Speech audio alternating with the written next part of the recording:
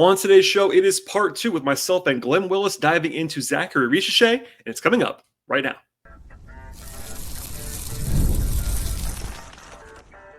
You are Locked On Hawks, your daily Atlanta Hawks podcast, part of the Locked On Podcast Network. Your team every day. Hello, friends. Welcome to episode 2062 of the Locked On Hawks podcast. I am your host, Brad Rowland, coming to you on a Tuesday evening into Wednesday here in late September. And I want to encourage you at the top of the podcast, as I always do, to make Locked On Hawks your first listen each and every day. Check us out. Subscribe to the podcast anywhere you find your podcast. We are on YouTube. We're on Apple. We're on Spotify. Like the video. Leave a comment. Subscribe, rate, review. Tell your friends about the podcast. And if you missed it, this is actually part 2 of 2 with myself and Glen Willis of ATL 29 talking about Zaccharie Risacher. So stop right here. If you missed part 1, listen or watch that episode first to have this full conversation illuminated in the correct order in which it was actually done. But if you've already watched part 1, we appreciate you being back for part 2. And without any more delay, we'll dive in right now again, myself and Glen Willis on Zaccharie Risacher. I want to go to the offense because there's a lot here too, and otherwise we'll be here for 2 hours, Glen. So we'll go to the offense. Everyone knows it. I think that was a diehard Hawks fan, but in case we have new listeners or someone who coming in for Risacher only or whatever, there was obviously a split almost down the middle of the season when it came to Zach's box score numbers and his shooting efficiency.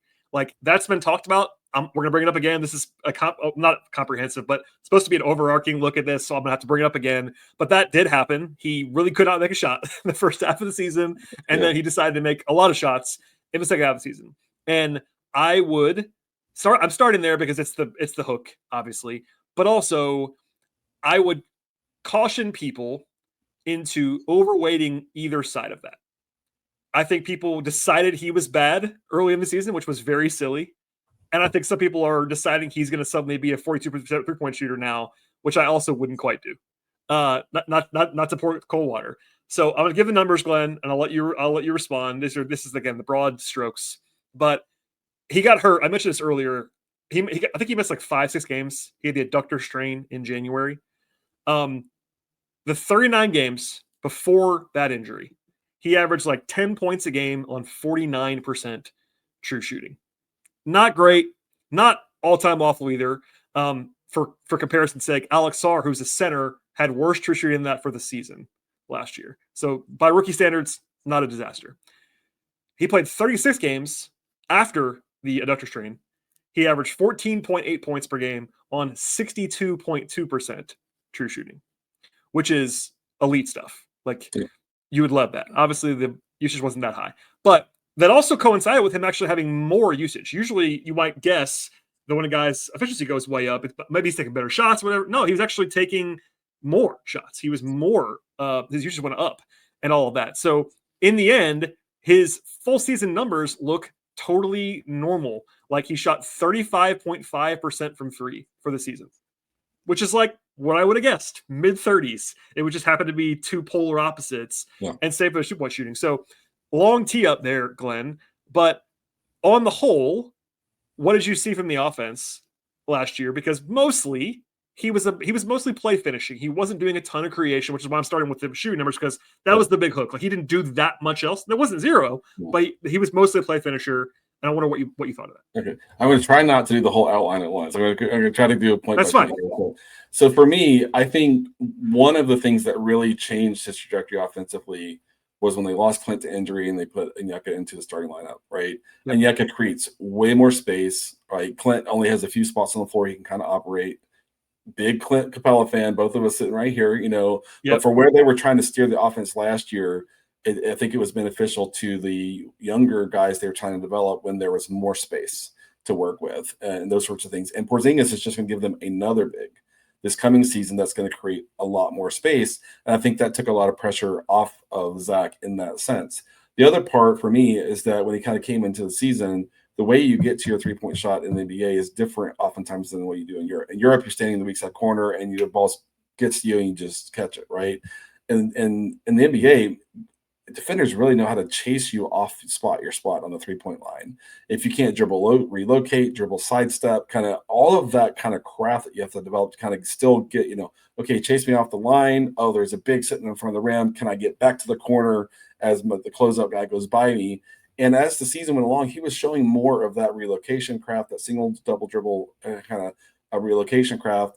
And that's what impressed me the most offensively about him across last season, was growing that part of his game.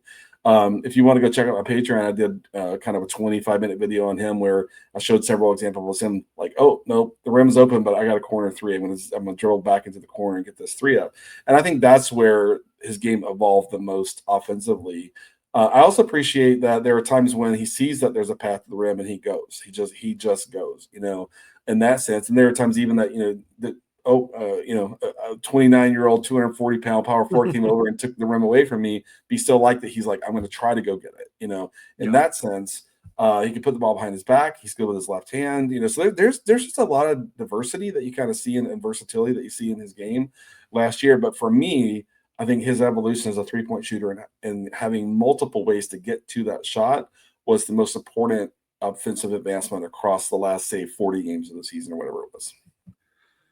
I agree. Also, it's interesting because this is going to be the case, I think, this year again, which is why we're kind of differentiating a little between this coming season and 3 years from now, Zach. I think this coming season, he's probably still going to be mostly a play finisher on this team, if I had to guess. He might do a little bit more, but they need a shooting. That's the thing. Like when you have Dyson and Jalen, who God knows I love, but neither one of those guys are proven shooters. So Zach, they are banking on, and when they drafted Zach, this is the case. They are banking on Zach to be a high level shooter for the organization. Yep. Now, I agree with your point 100% about Kongwu and the spacing that provided. I think they went out this summer and added 3 real shooters in Porzingis, Alexander Walker, and Kennard, designed to help everybody. That should also help Zach. But they do need Zach to make shots, and they all know that. I think he's going to make shots. The way that he can get shots off is encouraging. Like we saw more no dip threes. We saw some more where he was coming off screens and just not hesitating, just letting it fly more, not just catch and shoots. Cause like he's going to take a lot of those anyway. He'll make them. Not really worry about that at all. It's the other stuff. It's the movement threes.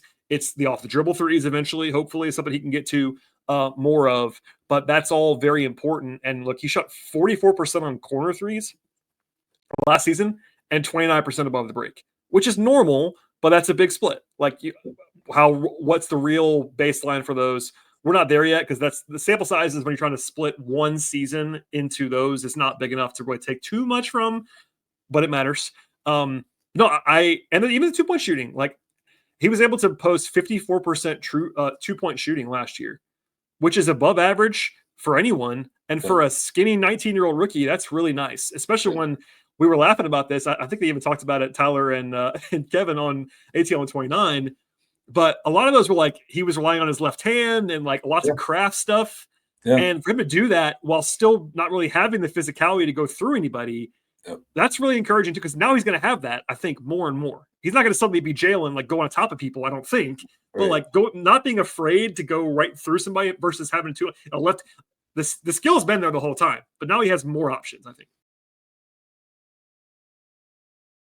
Today's show is brought to you by FanDuel. The NFL season is finally here. FanDuel's making sure that you are ready for kickoff with a can't-miss offer. Right now, if you are a new customer, you can bet just $5. If your first bet wins, you get $300. Just $300 in bonus bets to use across the FanDuel Sportsbook app. FanDuel is great in so many ways, and one reason is because if it's however you actually like to bet yourself, whether it's player props, same-game parlays, straight bets, whether it's over-unders, money lines, point spreads, etc. Plus, they have futures, even live betting as the player action unfolds. It's all there for you at FanDuel. And they make everything more exciting all the time, whether you watch your favorite teams play, your favorite players play, or just fantasy lineups, etc. They also have every single sport you can think of across the board. They have the NFL, college football. Of course, they have the NBA, which we talk about all the time on this podcast. Plus, they have baseball, hockey, golf, tennis, soccer, both domestic and international. Plus, auto racing like F1, NASCAR, etc., boxing, MMA, and so much more. FanDuel is quick, it's easy, and they're also fast to pay out when you win, and it's the best way to add a little bit more energy to your Sundays this fall and this winter. So the question is, are you ready to play? Download the FanDuel app right now by visiting FanDuel.com to get started. That's FanDuel.com. Place your first dollar bet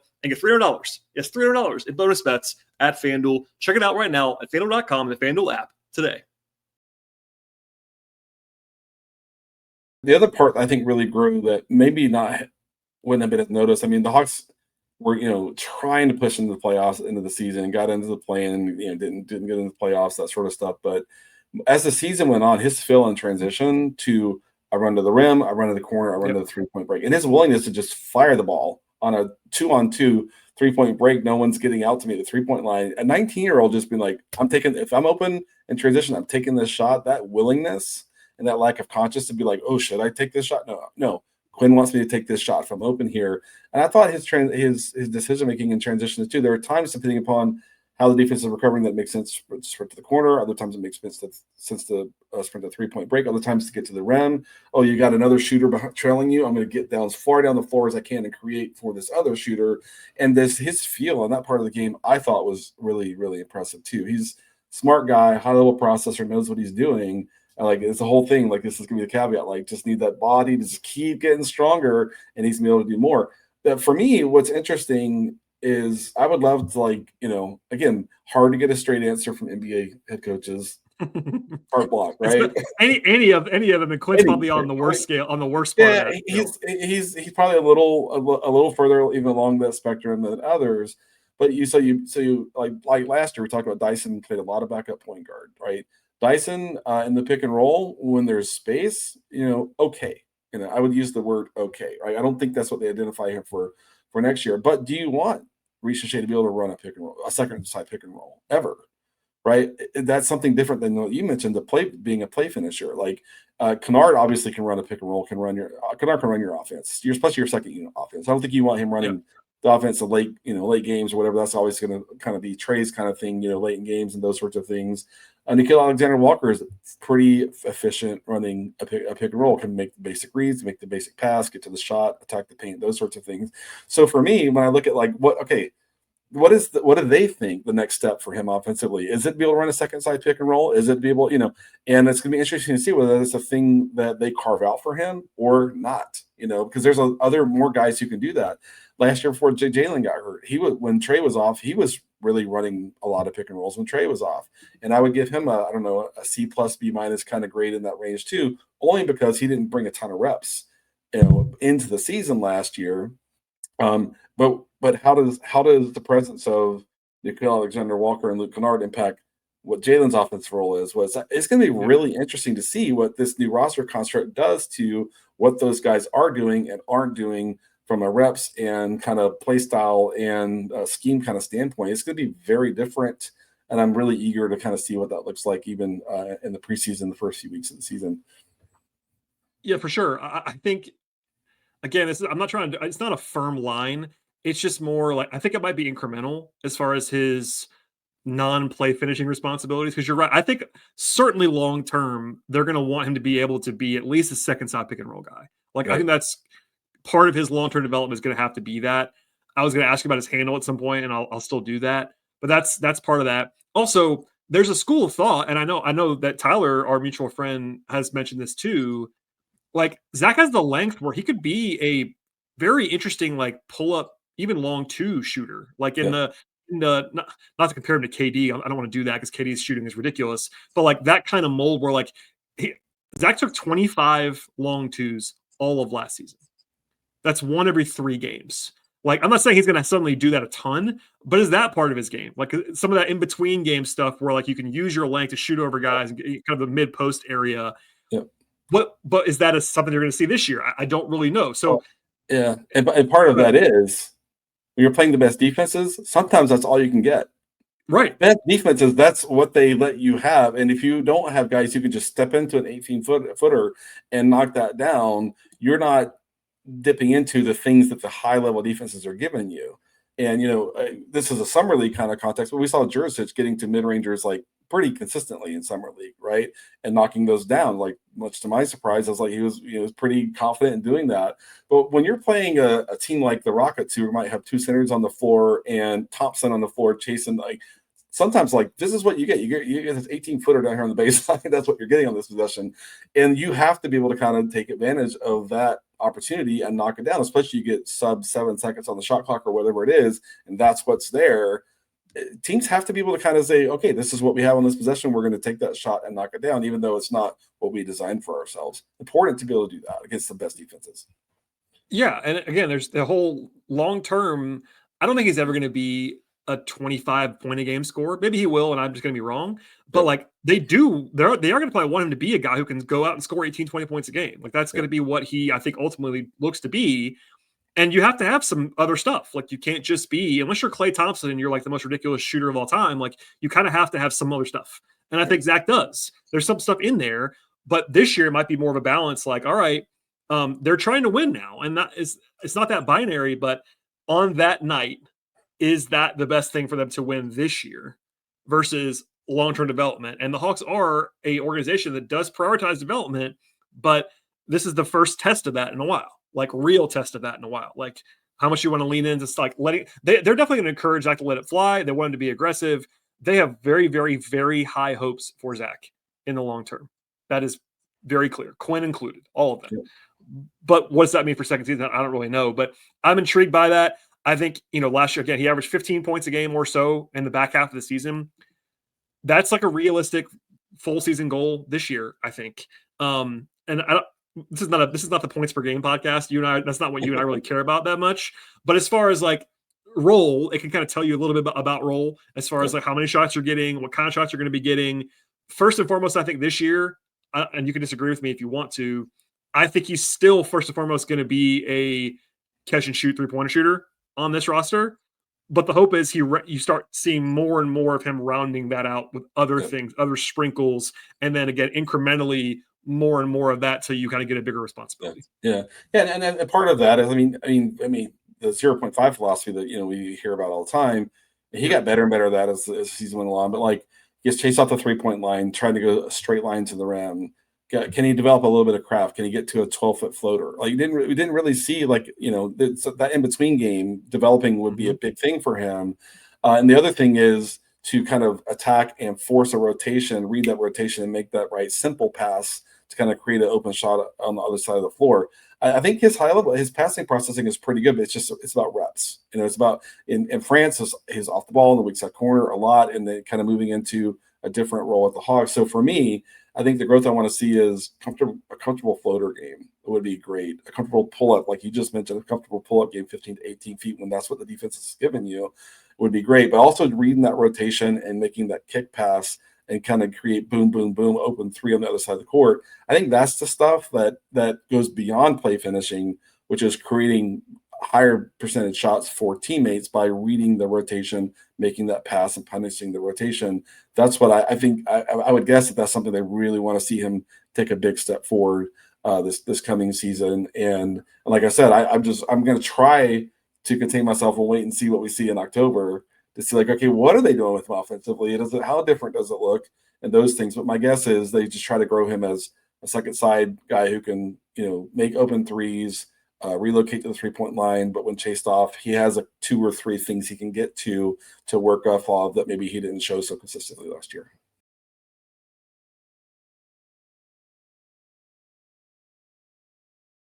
You read my mind because I was going to follow up with his passing and his handle. And you mentioned both those things really in there because the handle's a little loose still by NBA wing standards. Yep. I think everyone realizes that, including him and the team. The passing numbers were interesting. I thought he made a lot of good reads, which you just mentioned. He had a relatively low assist rate compared to his usage rate. But again, part of that was that he just wasn't asked to do that very much. Right. And I don't want to overemphasize this, but he is the very rare premium prospect that really was never like the guy ever coming in. Like he's never really done this. Like even guys who end up taking on smaller roles in college, like pick your former, there's some teams in college that have like 4 5-star prospects. So like somebody has to take the secondary role. Yeah, those guys were still a primary guy in high school, Right. Zach's not really ever done that at a adult level. And I wonder how much of that is like part of this too, where he's just not like used to being a primary initiator, primary facilitator, and that might influence the way you're seeing the floor sometimes too. Like as a passer, he makes 0.5 passes, he'll swing it, he'll do the right thing, but like how much like are you creating as a passer, ball handler, etc.? Because that is maybe the area. The shooting is of course the huge swing skill that everybody has to have. I think I buy a shooting, but like maybe the area where he can become a star. If you're looking for Zach to become a star, like an actual star in a couple years, that's one way he's going to have to get a lot better is with the handle and like the feel off the handle. Because, you know, other than like maybe Jaylen Brown, like how many guys can average 25 points a game in the NBA and not be like high level passers, like on some level? Like it's kind of hard because like otherwise, if you're not a threat as a passer, creator, ball handler, they're going to just it's too hard to score. I mean, there's so much attention on other things. Yeah, and the Hawks have several guys like that, right? Like Jaylen, as an amateur, was never really the guy in one place for a while, right? He was, he bounced around, right, and those things. And same is true with Zach. And part of maybe the appeal to guys like that is they don't have the ego to need to be that. Now you kind of want to turn some hunger on there for sure. You want some ego. You want a little bit of ego. With Zach. Yeah. And you want to say, Zach, we believe you can be this. Let's go attack this plan and get you to this level. And same with Jaylen. You know, I know we're going to, do the Jaylen episode either, so I won't get too much into that. But you get guys who are willing to be supportive players and those things. Just like, no, Jaylen, we can get a lot more out of you than that. And maybe not this season for Risacher, but down the road as well as keep growing you. And we'll talk about Trey. We'll do a Trey episode eventually either. But I thought Trey did such a great job of just letting the young guys around him have the ball and have opportunities and those things. He showed so much leadership last year. So impressed with it. But for me, I think you're right. I think the passing part of the handle for me is he's going up against, a veteran big defender who has 40 pounds on him and they just push him around. Yeah. Right. That's a big part of it because you can have the defender on your hip and have the ball in your left hand and still get pushed off your spot and really kind of lose control of your dribble just because you're not strong enough to kind of keep your legs under you and stay firm. And so that learning that kind of technique as well, how do you manage through that, requires, say it again, physical development, getting stronger and those sorts of things. But I feel like his body is probably step one in kind of making that dribble and making that handle more secure to be able to kind of own the floor under him, not get pushed off his spot, not get pushed around, trying to get to a screen, say on a second side screen and roll, not getting pushed past his screener because he's not strong enough to kind of not get pushed past the screener. All of that little nuance there is really, really big for him to kind of be able to do more offensively, to have a broader role and a little bit more diversity. I don't expect all of that this coming season. Like I said, I think it's really, you get chased off the 3-point line. Can you show me 3 or 4 different things you can do when that happens? That's the big thing I'm looking for. But in terms of gets the ball with 6 on the shot clock, a power forward rotates past him. Can he get past that power forward? Does he have the strength and the read and the timing to do that? That's not something he got maybe, 40 reps of that last year if I had to guess. Right. But he needs to be able to, with his, hopefully kind of emerging body, he needs to be able to read that timing, attack it, and go. But that requires an opportunity to do that. And I'm sure that there's a lot of in practice reps that they are kind of steering towards him, or development, working with development coaches, all that sort of stuff. But that stuff's got to come along too for him to go from being a 14, 15 point, kind of guy game to 2 years from now being a guy who gives them 20 to 22. On a regular basis, but also you're looking for, can he get 5 or 6 assists here and there as well from reading the play, making the read, making the simple play, those things. That's the growth. And I trust his processing and I trust his work effort a ton. It's just that the roster formula is completely different this season. And so I'm trying to kind of wait and see what we see come October. For sure. And we did mention it briefly at the beginning. I want to make sure I say this before we get out of here soon. He really is the only guy on the entire roster that I would describe as primarily a small forward. Yeah. Like maybe I'm missing somebody that's not popping in my head right now, but I think he literally is the only player that I would say that. Like other guys can play there. I'm not saying otherwise, but he really is. Look at the roster now. I think Caleb Houston is more of a 2. I think Jalen's more of a 4. Kennard's a 2. Veet's more of a 2. Et cetera, et cetera. The league is clinging to playing 3 guard lineups in a lot of cases. Yeah, Pacer style 4 guard lineups. I mean, maybe Jacob Toppin would be the answer. Yeah, he's kind of a combo forward, but he's probably the closest thing that's a 3. I mean, and again, Nikhil. I bring that up because we mentioned Nikhil. Clearly, Nikhil and/or Dyson will be playing some 3, so it's not like they can't play there, and they will. But if something happens to Zach, like they're kind of in a weird spot because it's not that he is one of their best 3 or 4 players right now. He probably isn't, but he kind of isn't easy to replace. Like if Zach turns an ankle and misses a month, it's not like Trey missing a month, but it's not great. Like they kind of need him to be good. Yeah, not one of the best 3 or 4 players, but one of the 4 to 5 most supported players for the future they're building towards, right? For everything, even for this year, I think his importance to the future is bigger than his importance to the present. That's fair to say, but the combination of his position and skill set, i.e., especially the shooting, they really do need him to be healthy and like take a step forward. And I'm not saying he's going to make the All-Star team this year. Like, I think a lot of people, to go back to where we started this conversation, are going to say number 1 overall pick supposed to be an all-star in the second season. I don't think that's the case with Zach. If he does it, tip your cap. I'd be very excited about that. Yeah. Don't see that happening. But I do think, as we round it out, like I expect him to take a step forward. Now, what that looks like, I was going to ask you to sort of end this. Like, what's a step forward? What's a reasonable expectation, progression, next step for him? Given the context, because look, we like to live. We talk about the hypotheticals, but we need to live in the context. This is the team they have. They're trying to win this year. He's in this situation. Through that, Glenn, like what is a good season? What's a reasonable expectation for what you would want to see from him on the whole? I mean, so I talked a lot about kind of just growing that offensive game, et cetera, the body coming along, and I think he's made some strides there. But for me, I think the big difference in context from last year to this year is last year Quinn didn't want to play him in a close game in the fourth quarter. This year, Quinn's team is being playable. Crunch time, we're up 2. There's 7.5 seconds left. I'm putting Dyson, Alexander Walker, Okongwu, Jalen, and Risacher on the floor to defend that possession. Switching 1 through 5. Right. It's Quinn like, okay, we're going to trust you in situations where we didn't trust you last season. That is the big fork in the road in my mind for Risacher this season. And I hope that it's one of those situations where like, okay, Zach, we believe in you. We're going to put you out in the court in those situations. We're down 2 with 8 seconds left. We're going to put you in the weak side corner, and if the ball finds you, we trust you to knock that shot down, right?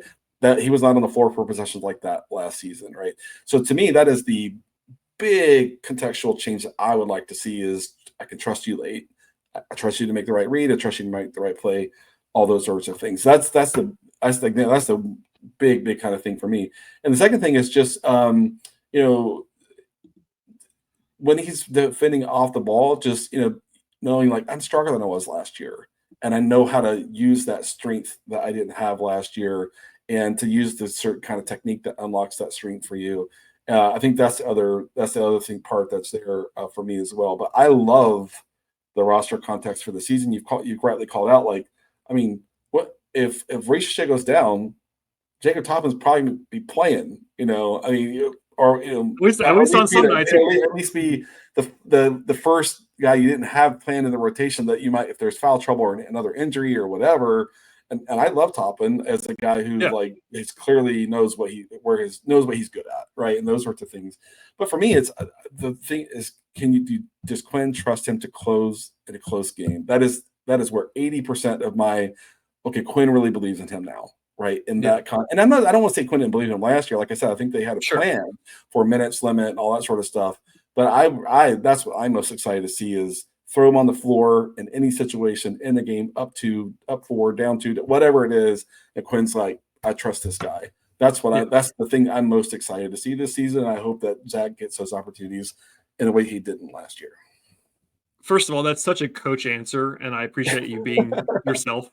I also agree. I think it's interesting too. He played his fewest minutes per game last year in the fourth quarter of all the quarters. Fourth was the fewest. Not surprising. He also, as we all know, I think we probably know this, he didn't close a lot of games. I think he was like 11th or 12th on the team in total clutch minutes played last year. He just wasn't out there unless they had to play him or unless he was just so good that night. There were a couple nights where he was just unconscious and they had to play him. But it would be a big signal forward. And I've done a bunch of already like kind of season preview guest opportunities. And one of the questions I always get on those is like, all right, what's the closing 5? And I basically always say there are only 2 or 3 guys guaranteed to be in the closing 5. Yeah. And the other, and that's not a cop out. I just believe that's to be the case. And Zach is part of that. Zach is a candidate to close, but the more and more he forces himself on the court, because like, look, you take 3 steps back, a lot of teams would love to have that guy to close games that's a 6'9", 6'10" forward who can shoot and defend competently. Like that's like the perfect guy to close games. Like you can switch with him, all these things, but is he ready for it? Right. Is he going to close ahead of Nikhil or Dyson? I mean, there might be nights when Quinn's like, look, we can be honest. I think going into the season, Nikhil is better than Zach right now, today. Like, as a basketball player in the NBA on September 14th, recording this, I think Nikhil Alexander-Walker is better than Zaccharie Risacher today. Yeah. Could that change in 6 months? Sure, it could. Like, I hope that, and the Hawks have to hope that's the case. But like, if you asked me to close in a vacuum, not knowing who the opponent is right now, and said you can pick Nikhil to be your fifth guy, or you pick Zach, I think I'd probably pick Nikhil. Yeah. And I think a coach probably would too, because coaches value the same things you just talked about. But hopefully Zach can force his way on. And look, he does have size, and Nikhil doesn't have length, that Nikhil doesn't have, and all those things. So it's not a perfect barometer, and I know you know that, but it would be encouraging if like half the time even Quinn's like, you know what, Zach, stay out there, buddy. We're rolling with you. Like that'd be a good sign. I agree, and I think he's closer to being a lock for a defensive possession. Right. I would guess Dyson. The length that he has. I mean, it's a Congo, Jalen, Trey off the court, and Zach. Right. Offensively, it's like, I mean, Nikhil Alexander-Walker is a great catch and shoot guy. Like, so I mean, that's why, like, hey, we trust him as a veteran. We trust him more than we trust you right now. But at the same time, to show like Zach that they have confidence in. I don't think you can just completely rob him of any opportunities like that, right? That's an important part of saying we believe in you, and that's a big part of telling a guy like you were the number one overall pick for a reason, and this is a part of your future. And so it's a tricky thing because you want to win games, but the other tricky part of that is you don't want Zach to feel like, man, do they trust me to be on the floor on a critical possession? And that's, thank God I don't have to figure that out what the answer is to start this season. I'm not an NBA coach, not even close. Tough job. But that's part of the job, and it'll be interesting to see how Quinn navigates the offensive possession slate. Yeah, it is a tough job, and this, but I know the France coach in national team play was driving everyone, including me and Kevin and Tyler, insane. But I thought the Hawks did a good job last year, and I really mean Quinn and the staff did a good job last year empowering Zach, while also walking the line of not overextending him. And like we just talked about, he didn't close a lot of games. It would be harder for them to sell that this year if he's not closing any games. Like that would be it. It's not the end all be all, but it is harder for them to get those kind of high marks for really kind of empowering Zach, because they do love him. They really do. I'm not just saying that. Like clearly they like him enough to draft him number one overall, but they really do love him. Like the kid, they love the kid too. Like Risacher. Look, I don't know these guys the way that their friends do. Everything I hear about Zach is fantastic. Like genuinely fantastic. Worker, teammate, confident kid without being over the top. You like that? All the boxes that you want checked. The fact that Trey trusts Zach should tell you a lot. Yep. Trey doesn't always trust everybody. That's well documented. You can kind of tell that. And Trey from day one was bought in on Zach. That's one data point. But everybody, I've literally never heard a bad word about Zach from anybody in the organization. Yeah. Never.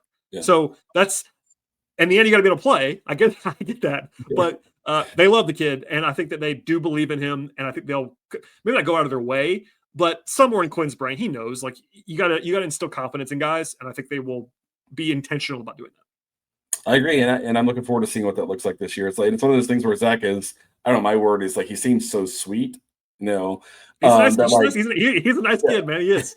He's on the bench on late possession. It's like he doesn't care, and it's like, but you want someone to go, I need you to care. I need you to want to be on the floor, right? And but part of that is them meeting him in that place where like this is what we need to see from you to trust you on these possessions, and for them to for him to take that coaching, for him to take that direction, etc. And to me, that's like one of the things I'm most intrigued to see come October is how is that playing out for Zach? Because I think his upcoming season is going to really have a big impact on. I mean, they have some contract decisions to make at the end. We don't need to fast forward to it. They got some decisions to make at the end of this season about who can they afford to keep, can they not afford to keep, et cetera. And those sorts of, they're going to pay Dyson presumably. Whenever that might or might not happen, and you presume they will. It'd be crazy to not, maintain that investment.